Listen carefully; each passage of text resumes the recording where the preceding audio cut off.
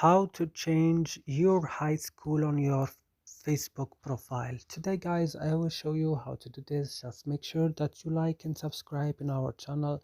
So let's start. First you will open your Facebook.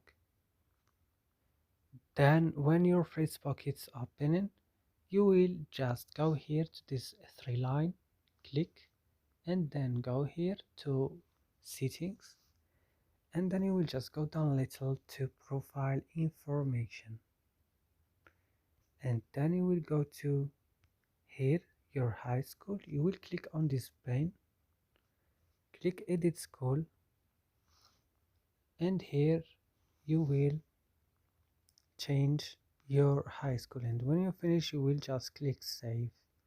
And that's it. I hope this video is useful for you. Do not forget to like and subscribe in our channel, and see you next video.